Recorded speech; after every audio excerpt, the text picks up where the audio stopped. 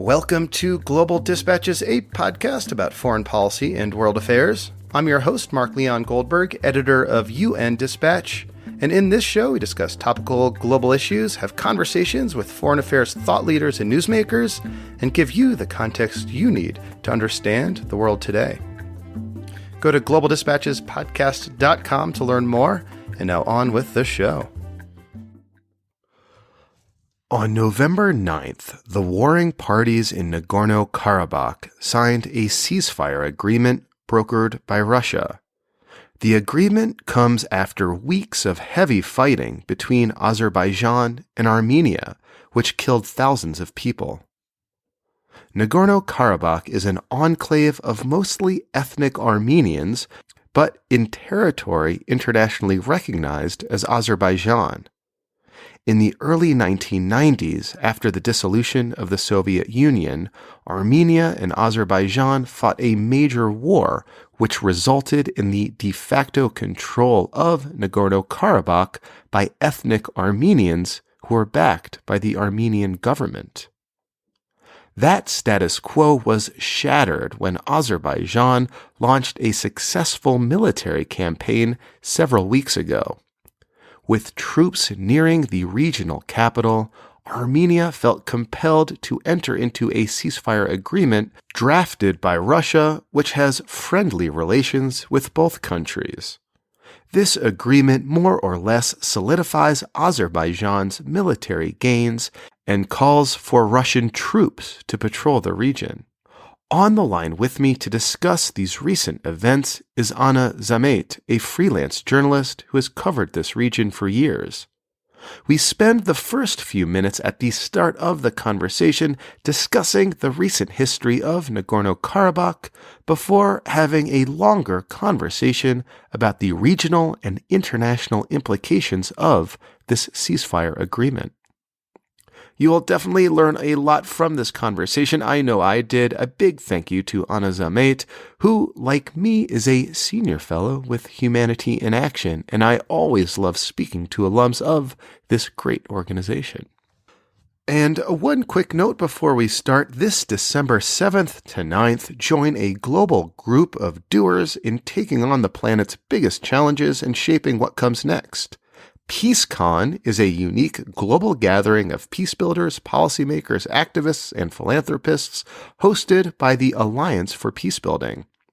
PeaceCon 2020 will convene participants to address the shifting world order and how to best take on global fragility, violent extremism, systemic racism, exclusion, and climate disruption, among other issues.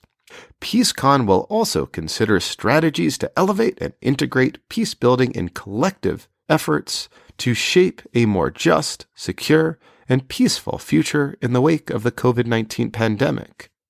Confirmed speakers include the McCain Institute's Ambassador Mark Green, Ford Foundation President Darren Walker, Time's Up CEO Tina Chen, Dr. John Paul Lederach, Congresswoman Grace Meng, and many more. Visit allianceforpeacebuilding.org/PeaceCon-2020 to learn more about PeaceCon 2020 taking place virtually from December 7 to 9 and register today. And now here is my conversation with freelance journalist Anna Zamejc.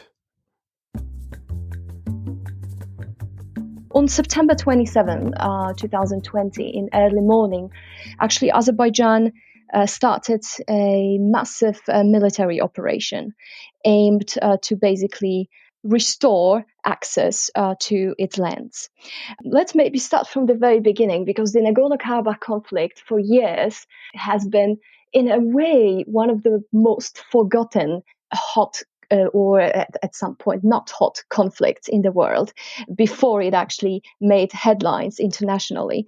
In fact, it's one of also the oldest conflicts at the crossroad of Europe and Asia. It started nearly 100 years ago, but I will spare you the whole history. What we need to know for sure is that there was a war between Armenia and Azerbaijan that started at in the late 80s that continued until 1994. The war started where Armenians of Nagorno-Karabakh, which is a province in Azerbaijan, started voicing basically needs for independence.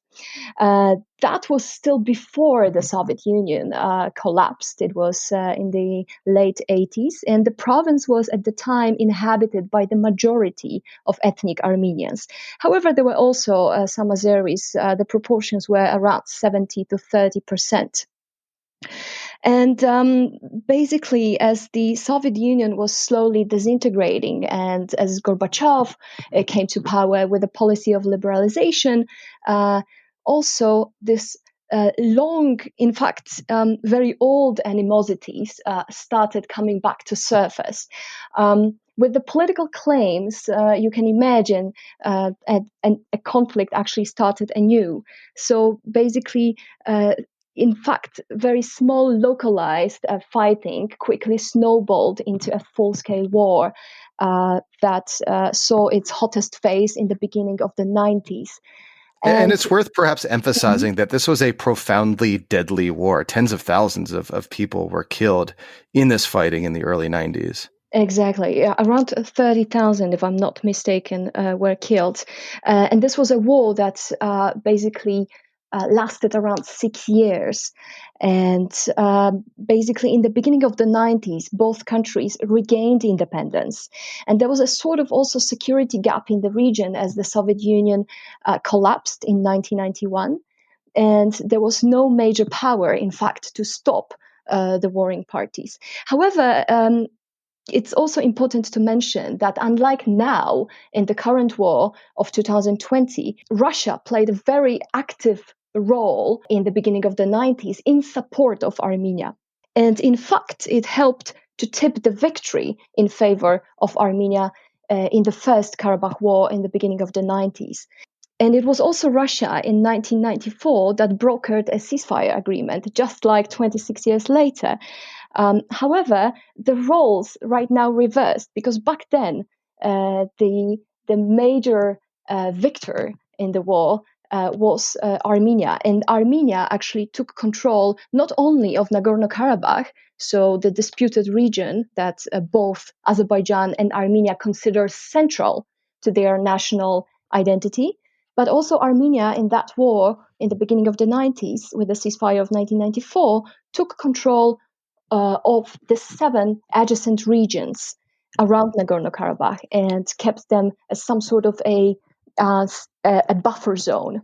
Essentially, the status quo since the end of that conflict until September 2020 was one in which ethnic Armenians in Nagorno-Karabakh, supported by Armenia, controlled much of the territory in what is internationally recognized to be Azerbaijan.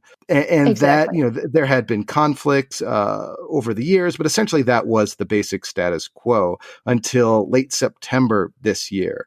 Do we know, or do you have a sense of why Azerbaijan decided to mount this offensive in late September?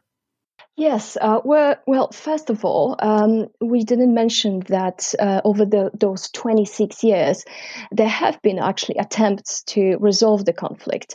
In the beginning of the 90s, as the war was still going on between Azerbaijan and Armenia, the Minsk Group was established with 3 co-chairs, the United States, France, and Russia. And they were tasked with finding a negotiated solution to the conflict. Of course, they were just mediators. They also couldn't impose anything on the two sides.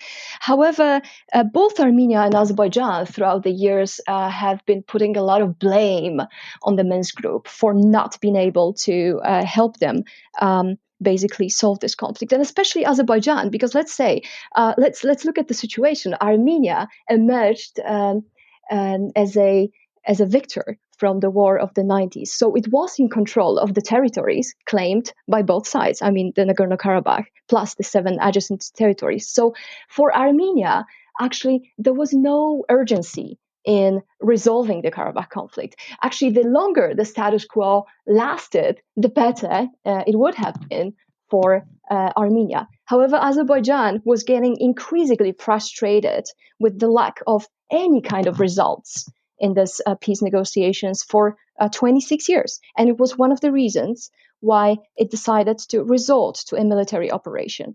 Another reason is that Azerbaijan basically lost faith in the peace process. With the coming to power of Nikol Pashinyan, the new prime minister of Armenia in 2018. It's very interesting because in the beginning, actually, there was a lot of hope, especially on the side of Azerbaijan, that with Nikol Pashinyan, who was a Democrat, who came to power through a revolution with a peace agenda promising to finally bring peace to the region, there was a lot of hope that there would be finally some breakthrough in these negotiations. However, instead of reasserting itself as an advocate for peace, Nikol Pashinyan made a series of very, very bad provocative steps that Azerbaijan was increasingly angry with. I will not maybe go into details, but it was attempt to basically move the capital of Nagorno-Karabakh from Stepanakert to Shusha, which is considered the pearl also of Azerbaijani culture. It was an Azerbaijani majority city before. So basically, the government of Azerbaijan did not see prospects for a peaceful resolution of this. So it launched a military offensive. And it's fair to say that this was, from the perspective of Azerbaijan, a rather wildly successful military intervention and offensive. And it was backed in these efforts by Turkey. Yes. Can you tell us about, how did the fighting proceed on the ground from September until November 9, when the cessation of hostilities agreement was reached? What happened on the ground? Absolutely. I will answer your question. I'll just would like to add one more thing that I've left out from the conversation, which is extremely important, because for Azerbaijan, those 26 years, it wasn't just about the territory. It was about also the refugees, internally displaced persons that were forced to flee the region in the beginning of the 90s and in the end of the 80s. So we're talking about around 750,000 people who lost their homes. So there was also increasingly a push from their side to basically have Azerbaijan restore these territories and opportunity for them to go back home. They've never forgotten that where their home is. They always wanted to go back, despite the fact that maybe this conflict has been largely forgotten by the entire world. So this also played a role, and there was increasingly a push from the side of the people to finally bring this situation to an end, to resolve it, and to restore control over the territories. Sorry about this, but I think it's important to mention. Mm-hmm. Yeah, no, it's one of those things where the domestic politics of war are always crucial to understanding, tactical decisions in this case. So now back to actually the military operation. Of course, Turkey played here a major role for Azerbaijan, not necessarily in terms of the military support, although here we also have to acknowledge that Azerbaijan bought drone technologies right before this operation started from Turkey, and that gave it a technological edge for sure in terms of its military capabilities. So basically, it was a very quick offensive, in fact. It only took 6 weeks for Azerbaijan to really completely redraw the line of contact and the map. And basically, in the beginning, it was mentioned by many analysts that it would be a problem for the Azerbaijani army to conquer the territories and to enter Nagorno-Karabakh proper, not only the adjacent regions but also Nagorno-Karabakh, because it's an elevated terrain. So basically, the Armenian forces, in a way, had an advantage because they were literally standing on the top of the hills. However, it didn't help them at the end, and Azerbaijan was quickly making progress It's also the result of the fact that the country has invested massively into its military capabilities over the last years. It's been preparing for this war. We don't know whether it has been preparing for this war for a long time, but definitely it was a very humiliating defeat for Azerbaijan, the first war in the 90s. So ever since, and basically using its oil resources and like a lot of wealth it has accumulated over the years. So lots of this money actually went into building this military infrastructure capabilities and investing into the army so that one day, perhaps in the future, it can play a key role in regaining the territories. But we don't know when exactly they started preparing. So unlike in the first war of the 90s, this time Turkey gave a very explicit and vocal support to Azerbaijan, and it definitely boosted the morale of the Azerbaijani army.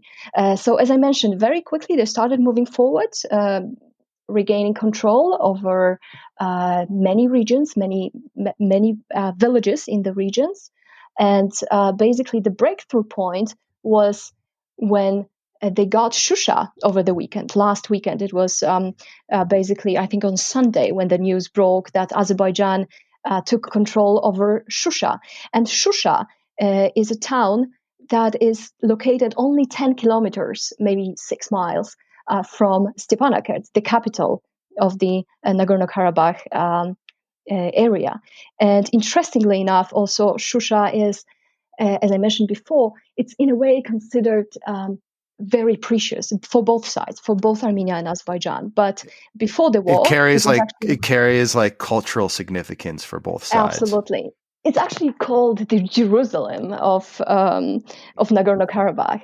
So it carries a historic, it carries a symbolic meaning, but it also carried a strategic meaning. So basically at that point, Nikol Pashinyan, the prime minister of Armenia, understood that this is it. This is it. Armenians were losing, and the Azerbaijani army was just around the corner from basically taking Stepanakert. And it was at this point that the Armenian prime minister accepted a Russian cessation of hostilities agreement. Right. Can you just explain broadly what is included in that agreement? What's happening now? We're just speaking a few days, I should say, after this agreement has been reached. So what were the terms of that cessation of hostilities? Right. So basically, the agreement has 9 points. And one of the most important, of course, the most important point is that it ends the hostilities and it ends the military operations. So basically, this is the significance. But one of the, I would say, controversial points of the agreement is the introduction of the Russian peacekeepers to the region. So exactly 1,960 Russian soldiers will be arriving to Nagorno-Karabakh very soon. Actually, already 24 hours after signing of the agreement, the first contingent of Russian peacekeepers arrived to the Lachin corridor, one of the strategic places in Karabakh. So, the introduction of the peacekeepers, it's in a way a little bit of a bitter pill to swallow for Azerbaijan. Azerbaijan won the war. However, they don't want Russian troops on their soil. No, definitely. Azerbaijan doesn't want any Russian troops on its soil. Basically, they fought very hard in 1994 not to have any Russians on its soil. Also, before signing the ceasefire, I think it was 1993, shortly after gaining its independence, maybe 2 years after gaining its independence, they managed to get rid of all the Russian troops from the territory of Azerbaijan. And now, 27 years later, Russians are back. Yet this time they're enforcing a line of control that heavily favors Azerbaijan. Absolutely, but we also know the realities. I mean, it's they're supposed to stay there for 5 years, and their mandate will be renewed unless the two sides actually voice some objections. However, we know the realities. Look at what is happening in the breakaway Republic of Transnistria that belongs to Moldova. I mean, once they enter, they've never left. It's the same with South Ossetia or Abkhazia in Georgia. So, of course, there's a risk that they will be staying there for much longer than needed and expected. And another controversial question is whether actually Russia has ever played the real role of a peacekeeper anywhere. Even though Azerbaijan actually is definitely an ally in a way of Russia, but Russia is in a military agreement with Armenia.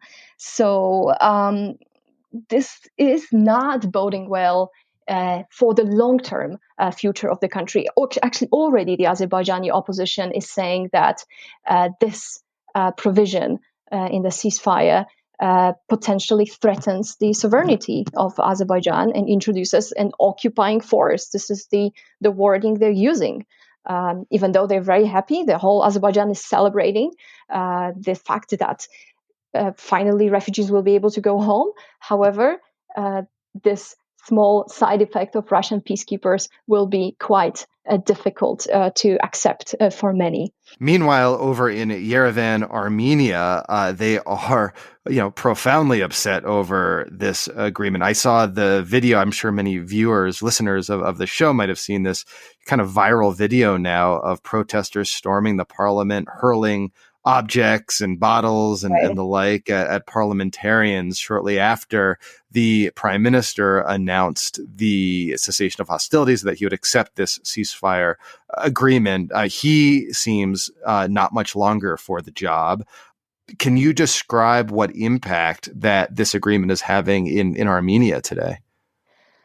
It's devastating for Armenia. On the other hand, I mean, definitely there has been no other way for the country. As Pashinyan mentioned, it was the only possible and the best solution at that moment. Armenia basically lost a war. And in a way, as I said, it reversed when it comes to the roles with Azerbaijan. So right now it's Armenia that is the victim. And it's very important for Azerbaijan not to repeat the mistakes of Armenia when basically all ethnic Azerbaijanis had been driven out from the region and for years were not able to access the territory. So, of course, Azerbaijan now has to really make sure that there are provisions for the Armenians to stay, so that both sides can live side by side. But this is a complicated conversation. We can probably go back to it. You were asking about the moods in Armenia. Well, basically, it would be very difficult. I don't see basically much chances for Nikol Pashinyan to stay in power, even though what Armenians right now need is a national unity and some kind of calm to basically help negotiate the best basically possible solutions for themselves, because this ceasefire agreement is not really stating everything that should be stated yet. For example, it completely omits the status of the Nagorno-Karabakh. This is the most important point, one of the most important points. What will be the future of Nagorno-Karabakh? Will it have a broad autonomy? Will it be under the complete control of Azerbaijan without any autonomy? What will be the provisions for Armenians to stay? How the Azerbaijanis will be able to go back? What about the property issues? So there's a lot of unresolved questions, and definitely right now Armenians need to think about the new realities. The status quo that has been in place for 26 years have been completely shattered. Yeah, I mean, this is a ceasefire agreement. It's not a peace agreement. Exactly. This is a ceasefire agreement. So so basically the agreement ceases the hostilities. However, there's a whole political process that has to be still yet introduced to resolve the questions. So, I mean, and that brings me to a point that I wanted to emphasize that you've already made, which is the somewhat irrelevance of the Minsk Group that you referenced earlier, specifically the Americans and the French, who are the two key players in that Minsk Group, and the complete relevance, overwhelming relevance of the Russians in settling this dispute. They are, it seems now, the only real relevant player, both on the ground, but also diplomatically. The whole ceasefire agreement definitely reasserts Russia's position in the region. It strengthens Turkey. In a way, it brings a new player to the region, which is Turkey. And at the same time, it sidelines the Minsk Group that for years has been in charge of negotiating a settlement of the conflict. However, contrary to many analysts who are claiming that the Minsk Group has lost its relevance, I would say it does not necessarily, like the current ceasefire brokered by Russia does not necessarily mean that there's no role for the West to play. We have very good news that Joe Biden will be the next president of the United States, and hopefully he will play a more active role in the region compared to Donald Trump. Also, there will be a lot of needs for the international community to help Russia on the ground. Actually, right before we started talking, the crisis group issued a very interesting set of recommendations in an article saying that basically what we need right now in Nagorno-Karabakh is a broad international mandate. So basically, there will be a lot of room for the Minsk Group to ensure mediation, to ensure basically safe resettlement of the people, and definitely there will be a lot of opportunities for negotiating this political and security provisions we've been talking about. I don't think Russia alone will be able to do this, even though obviously it plays a very important role. And well, future will tell. But I'm actually quite worried that just because we had the ceasefire, but we will have to wait for many years probably before this conflict has been resolved for good. I think it's also very important to for the future to think about peace building activities, because for years peace building has been completely forgotten in relation to this conflict. It has to do with the objection from the side of Azerbaijan that for years had been basically blocking any contact with Armenians and was definitely discouraging any kind of peace building between the two sides. But now is the moment to return to thinking about how to bring the two peoples together, because we may find a political solution to this conflict, but it will still be up to the people at the end of the day to start trusting one another, and it won't come automatically. Thank you. Thank you so much for your time, Anna. That was very helpful. Sure. Thank you. My pleasure. So after we concluded this interview, Anna emailed me requesting to make just 3 quick additional points that she wanted to emphasize. And so she sent me this brief audio file, which I will play for you now. The ceasefire agreement consolidates Russia's position in the region as the kingmaker and the main mediation force. Unfortunately, it is hard to expect the Kremlin to play the role of a fair broker. For years, Russia has sold weapons to both sides, and the presence of nearly 2,000 Russian soldiers in the region may further fuel tensions rather than ease them. Second point, the lost war is a big national tragedy for Armenia, but the country has to face the reality. On the domestic front, the defeat will most likely upend the political scene in Yerevan and reverse some positive results of the 2018 revolution. In Karabakh and adjacent regions, it's immensely important for Azerbaijan to protect Armenian cultural heritage and guarantee safety of Armenian civilians by enabling both nations to live side by side. and not repeating the scenarios from the First War when hundreds of thousands of people had been forced to flee their homes. And the third point, the ceasefire agreement envisions an economic opening. After 30 years of frozen transportation routes and no trade, this new geopolitical reality is a huge opportunity for the entire region. All right, once again, big thank you to Anna, and thank you all for listening. As always, please do feel free to reach out to me if there's anything on your mind. You can hit me up on Twitter at Mark L. Goldberg or use the contact button on globaldispatchespodcast.com. Thanks, and we'll see you next time. Bye.